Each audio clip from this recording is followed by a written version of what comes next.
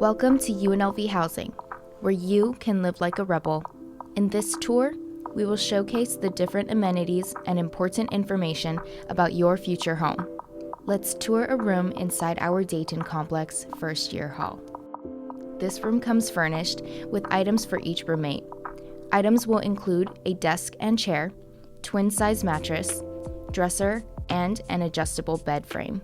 Students are given an 11 feet by 20 feet living space designed for 2 individuals, along with an air conditioning unit, secured Wi-Fi and entry access, and plenty of space to store personal belongings to configure the room and furniture to their liking. There is also a shared bathroom sink, vanity mirror, and cabinets for storage. A closet space for each resident is equipped with an additional 3-drawer dresser and an area to hang their items, store footwear, and other belongings. The bathroom space provided connects 2 rooms together.